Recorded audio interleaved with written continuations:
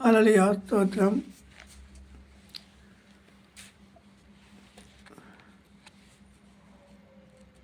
దేవునికి మహిమ కలుగును గాక. దేవునికే ఘనత రావాలి. దేవునికే సమస్తము దేవుడు జరిగించేది. ఈ లోక ఆరంభం నుండి మొదలుకొని నాటి నుండి నేటి వరకు దేవుడు జరిగించే కార్యం మానవుల చేత. ప్రతి మానవుడు తప్పిపోయి మాట్లాడుతున్నాడు. తప్పిపోకుండా మాట్లాడాలి. దేవుని చేతిలో పనిముట్టుగా, దేవుని నోటి బూరగా వాడబడాలి. మనము ఈరోజు అపోస్తల కార్యము 2వ అధ్యాయము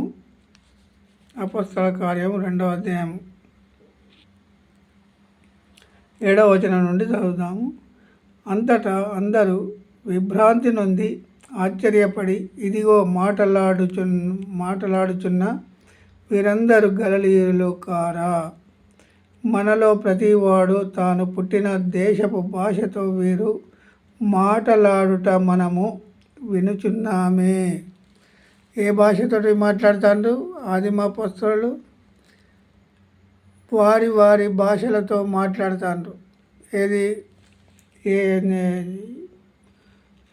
వారి భాషలు అంటే వాళ్ళు నేర్చుకోలే ఎక్కడ. ఆదిమ అపోస్తలులు దేవుడు నేర్పించాడు. దేవుడు మాట్లాడిస్తే మాట్లాడుతాను.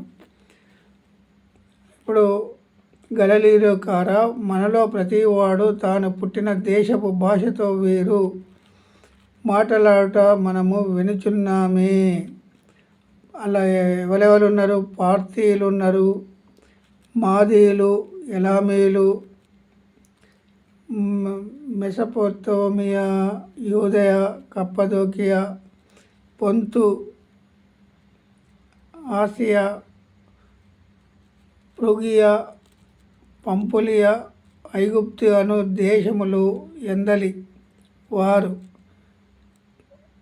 కురేను దగ్గర లిబియా ప్రాంతములయందు కాపురమున్నవారు. అయితే ఈ భాషలతోటి మాట్లాడుతారు వాళ్ళు. మరి ఆదిమ అపోస్తలులు ఎక్కడ నేర్చుకున్నారు? ఎక్కడ నేర్చుకోలేదు. ఎక్కడ నేర్చుకోకపోయినా కూడా వారి భాషలతో మాట్లాడుతారు. దేవుడు నేర్పించాడు. సృష్టించిన సృష్టికర్తకు అన్నీ సాధ్యం, సమస్తము సాధ్యం. ఆయన వీళ్ళు ఎన్నడూ నేర్చుకోలేదు కదా, మన భాషలలో వివరిస్తానని వాళ్ళు పంఫులియా, ఐగుప్తు మన అను దేశముల ఎందలి వారు, కురేను దగ్గర లిబియా ప్రాంతంలో యందు కాపురమున్నవారు, రోమా నుండి వారసులుగా వచ్చిన వారు, యూదులు, యూదామత ప్రవిష్ణులు, క్రేతీయులు, అరేబీయులు మొదలైన మందరమును వీరు మన భాషలతో దేవుని గొప్ప కార్యములను వివరించుట వినుచున్నామని చెప్పుకొనిరి. ఇప్పుడు ఆదిమ అపోస్తలులు మేడగదిలో ఉన్న 120 మంది అన్య భాషలు మాట్లాడుతారు. అన్య భాషలు అంటే వారికి రాని భాష, విదేశాల నుండి వచ్చిన వారి భాషలలో వివరించుట వినుచున్నామే అని వారే సాక్ష్యం ఇచ్చుచున్నారు. వినుచున్నామని చెప్పుకొనిరి. మరి ఎక్కడి నుంచి వచ్చిన ఈ భాషలు? వారు ఎప్పుడు నేర్చుకున్నారు? మరి ఎప్పుడు నేర్చుకొని వీళ్ళు ఆ భాషలో మాట్లాడుతున్నారు అనేది మనం ఆలోచించాలి దేవుని కృపను బట్టి. ఎందుకంటే దేవుడు చేసే కార్యము కంటికి కనబడదు, చెవులకు వినబడవు. అయితే ఇప్పుడు నేను తెలుగు మాట్లాడతానా? నేను తెలుగులో మాట్లాడకుండా హిందీలో మాట్లాడతాను నేను. మరి వాళ్ళు ఆదిమ అపోస్తలులు కూడా ఆ భాషలు ఎలా నేర్చుకున్నారు? మరి ఎలా మాట్లాడుతున్నారు? మన భాషలో వివరించుచున్నారే అన్నాడు.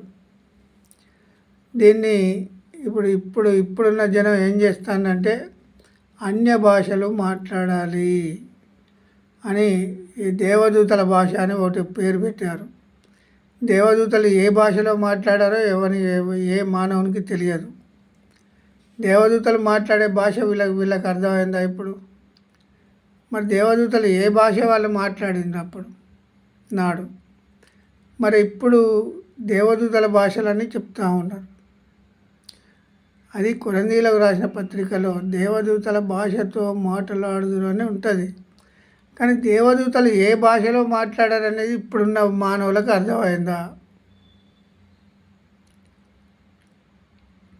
దేవదూతలు ఏ భాషతో మాట్లాడారు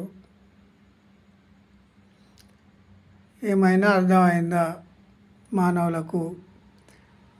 మళ్ళీ అన్య భాషలు మాట్లాడుతాను మేము అని చెప్పడం, ప్రవచనాలు అన్య భాషలలో మాట్లాడి ఆ ప్రవచనాలకు అర్థం చెప్పేవారు ఉండరు. ఉన్నది ఉన్నట్టు చెప్పకపోతే అబద్ధీకులవుతారు. వాక్యాన్ని వక్రీకరించద్దు ఎవరు. వంకర బుద్ధితో చెప్పద్దు ఏ మానవుడైనా.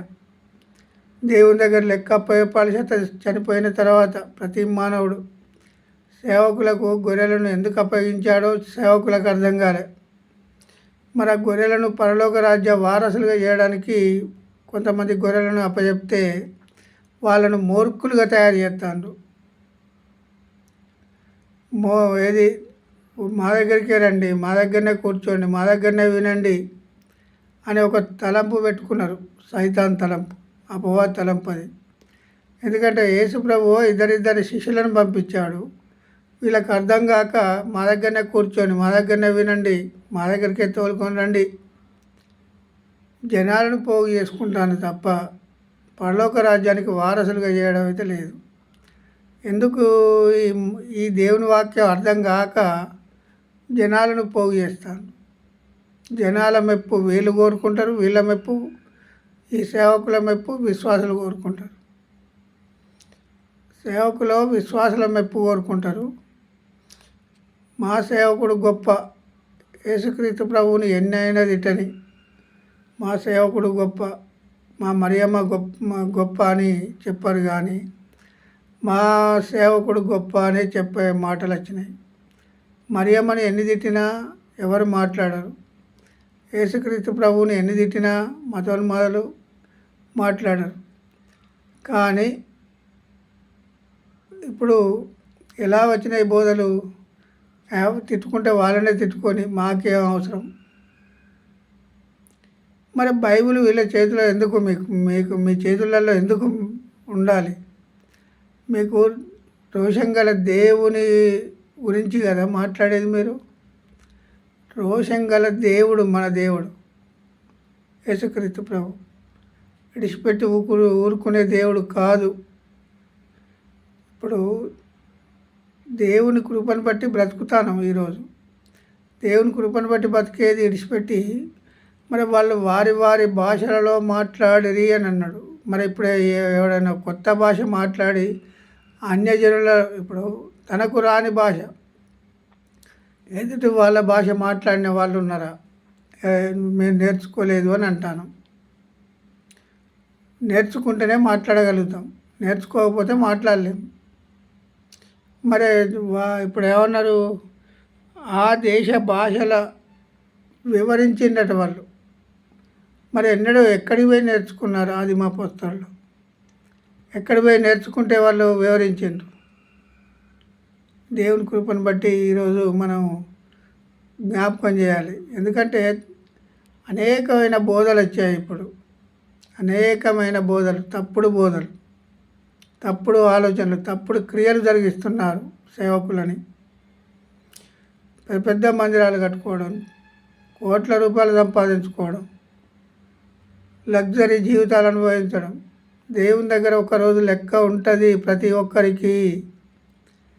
దేవుని దగ్గర ప్రతి ఒక్కరికి రక్షణ దినమున నీకు ఏమవుతున్నదో అదే ఉండాలి ప్రతి మానవునికి. నిన్ను ఈ లోక సంబంధంగా ధనవంతుని చేస్తానంటే భూసంబంధులు వాళ్ళు, పరసంబంధులు కాదు. ఈ లోకం ధనం సమకూర్చుకోవడానికి నిన్ను, ఈ వాక్యం అర్థమైతే ధనవంతుడు అన్నాడు. ఈ లోక సంబంధంగా ధనవంతుడు. ఈ వాక్యం అర్థమై దీన్ని వివరిస్తే చాలు. దీన్ని వివరించకుండా అనేకమైన మాటలు మాట్లాడుతూ అనేకమైన మాటలు చెప్తూ కోట్ల రూపాయలు సంపాదిస్తూ ఎక్కడ జనం ఎక్కువ ఉంటారో అక్కడ మోసం ఎక్కువ జరుగుతుంది. జనాలు ఉన్న దగ్గరనే మోసం జరుగుతుంది. జనాలు లేని దగ్గర మోసం ఎందుకు జరుగుతుంది? హల్లెలూయా. దేవునికి మహిమ కలుగును గాక. దేవుడు ఈ వాక్యం దీవించును గాక.